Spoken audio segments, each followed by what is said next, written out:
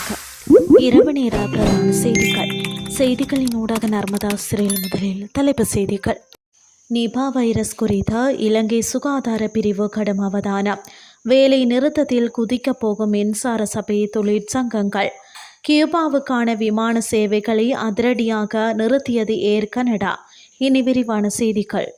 உலக நாடுகளை அச்சுறுத்தி வரும் நிபா வைரஸ் பரவல் குறித்து இலங்கை சுகாதார பிரிவினர் விசேட அவதானத்துடன் செயற்பட்டு வருவதாக அமைச்சரவை பேச்சாளரும் சுகாதார அமைச்சருமான கலாநிதி நலிந்த ஜேதிச தெரிவித்துள்ளார்.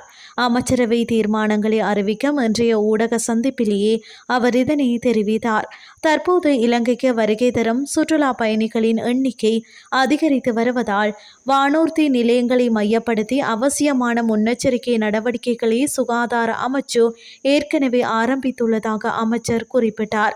குறிப்பாக இந்தியாவில் நிபா வைரஸ் பரவல் மற்றும் மரணங்கள் பதிவாகியுள்ள நிலையில் எதிர்வரும் இந்தியா பாகிஸ்தான் கிரிக்கெட் போட்டியை காண அதிகளவான சுற்றுலா பயணிகள் வருவார்கள் என்பதால் இந்த பாதுகாப்பு நடவடிக்கைகள் தீவிரப்படுத்தப்பட்டுள்ளன. கடந்த 4 நாட்களில் மட்டும் 40,000த்திற்கும் அதிகமான சுற்றுலா பயணிகள் நாட்டுக்கு வந்துள்ளனர். ஜனவரி மாதத்தில் மட்டும் 2,77,000 பயணிகள் வருகை தந்துள்ளனர். இது ஒரு சாதனை அளவாகும். எனவே பயணிகளின் வருகை அதிகரித்துள்ள சூழலில் சுகாதார அமைச்சு எதற்கும் தயாராக உள்ளது எனவும் தெரிவித்துள்ளார்.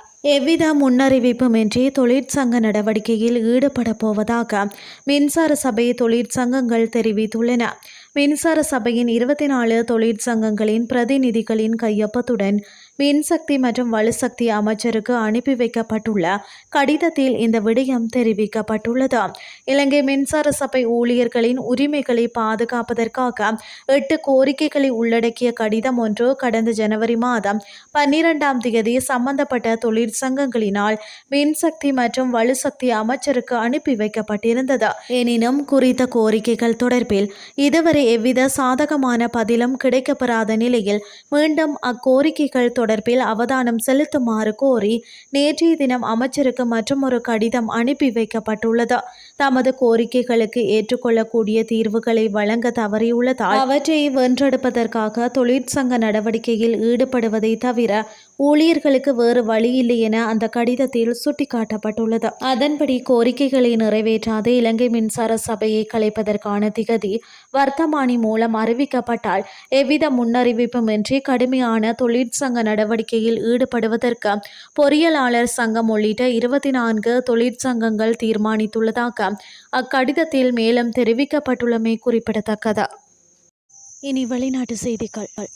கியூபாவில் நிலவும் கடுமையான எரிபொருள் தட்டுப்பாடு காரணமாக அந்நாட்டிற்கான தனது விமான சேவைகள் ஏர் கனடா நிறுவனம் தற்காலிகமாக நிறுத்தியுள்ளது.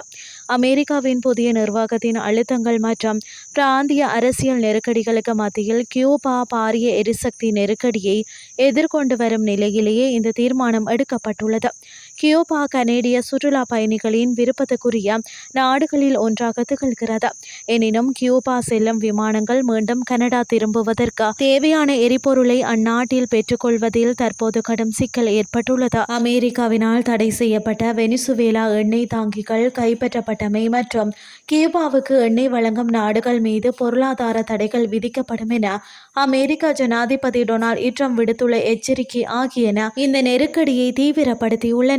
விமான சேவைகள் நிறுத்தப்பட்ட போதிலும் தற்போது கியூபாவில் தங்கியுள்ள சுமார் 3000 கனேடியர்களை பாதுகாப்பாக தாய்நாடு அழைத்து வருவதற்கு ஏர் கனடா நடவடிக்கை எடுத்துள்ளது. எதிர்வரும் நாட்களில் விசேட விமானங்கள் மூலம் இவர்கள் கனடாவுக்கு அழைத்து வரப்பட உள்ளனர்.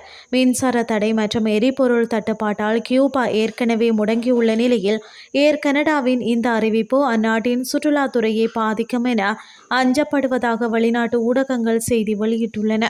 இத்துடன் செய்திகள் யாவன் நிறைவடைகின்றது. அடுத்து காலை 8:30க்கு எதிர்பாருங்கள். நன்றி.